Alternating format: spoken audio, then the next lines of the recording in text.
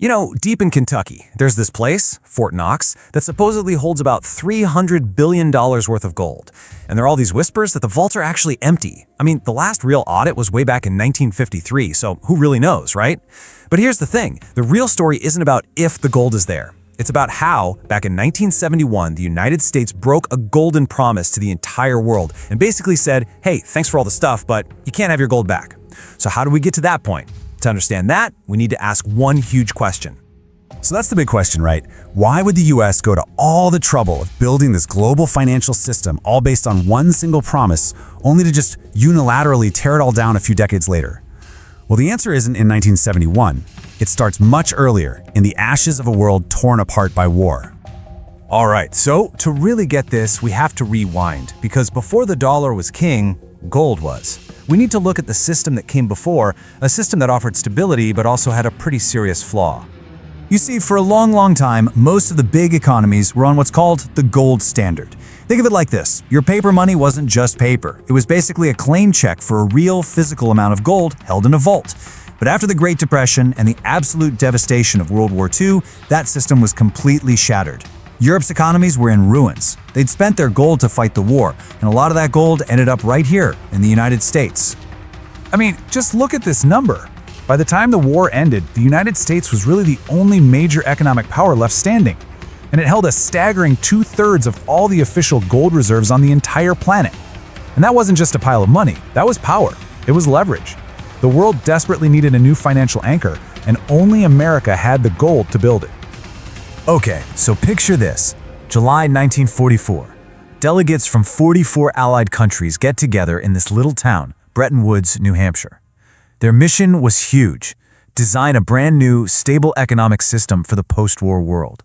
And since the Americans had all the gold, well, they held all the cards. They got to lay out the new rules. And the system they came up with? It was brilliant, really. Simple, but incredibly powerful. Here's how it worked. First, the US dollar was the only currency that could be directly converted to gold, and the price was locked in at $35 an ounce. Then, every other currency, the British pound, the French franc, you name it, was pegged to the US dollar. This made the dollar the world's reserve currency. For all practical purposes, the dollar was now as good as gold. But here's the absolute most important part. The whole thing, the entire system, was built on this one single promise. Foreign governments were explicitly told that at any time they could show up at the US Treasury's gold window, trade in their stacks of US dollars, and get real physical gold at that guaranteed price. This promise created unbelievable trust around the world, and it helped kick off a massive economic boom after the war. Now, for this whole setup to actually work, the US really only had one job. Don't print way more dollars than you have gold to back them up. Simple, right? Well, by the mid-1960s, America started spending. A lot. Huge amounts of money for President Johnson's Great Society programs, and of course, the incredibly expensive Vietnam War. The printing presses were definitely running hot. And you can see the problem taking shape right here on this chart. The US was basically exporting its inflation, spending all these new dollars abroad. So other countries started collecting huge piles of them. And they'd look at their growing stack of dollars, then they'd look at the amount of gold sitting in Fort Knox, and they started doing the math. And it didn't take a genius to figure out there were way more claims on the gold, that is, dollars, than there was actual gold in the vault. And one of the first people to really call out what was happening was France's president, the famous Charles de Gaulle. He saw that the US had what he called an exorbitant privilege. They could buy real stuff from the rest of the world, German cars, French wine, just by printing paper. He saw this as an unfair advantage, and in 1965, he decided he was going to do something about it. So France started doing exactly what the rules allowed. They started sending their extra dollars back to the US and said, "We'll take our gold now, please." And pretty soon, other countries like West Germany quietly started doing the same thing. It wasn't a crazy panic, not at first. It was more like a slow, polite bank run. But the result was the same: a steady drain of gold flowing right out of America's vaults. The promise was being tested. And this brings us to 1971. By now, the situation was getting pretty desperate. America's gold reserves had been cut by more than half, falling from over 20,000 tons to only about 8,000. That slow, polite bank run was starting to look like a very serious problem. The final straw came in early August of '71. The British reportedly came calling, asking to trade in $3 billion of their dollars for gold. This was the emergency. Nixon pulls his top advisors into a secret meeting at Camp David for the weekend. A decision had to be made, and it was. That Sunday night, August 15th, Nixon gets on TV and drops a bombshell on the world. Tucked inside a speech about other economic policies was this one history-making line. He was ordering the Treasury to suspend temporarily the convertibility of the dollar into gold.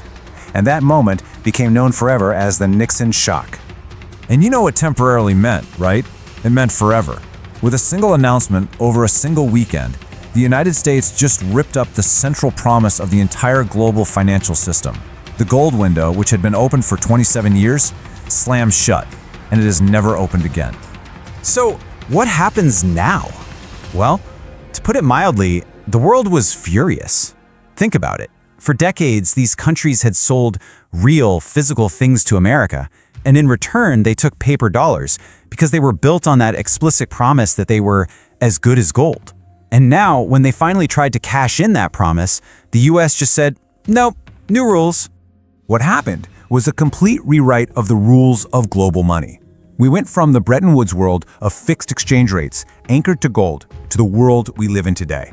A world of floating exchange rates where currencies are fiat, backed by, well, nothing really. Just the full faith and credit of the government that prints it. So you have to be asking, why did the entire global economy just completely collapse? Well, the simple answer is there was no other option.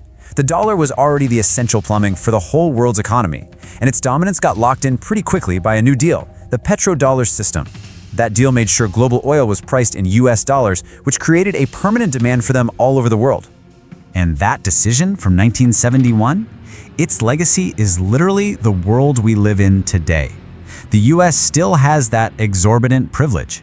It lets us borrow money at incredibly low rates. We get to pay for all our imports with a currency we just print ourselves. And it gives us incredible global power because we can control who gets to use the dollar-based financial system.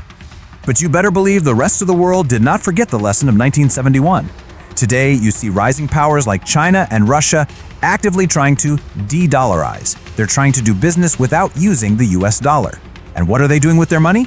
They're buying huge amounts of physical gold and putting it in their own vaults. And that really leaves us with one final big question. These other countries, they remember that a promise made by a government is only good until that government decides it's no longer in its interest to keep it.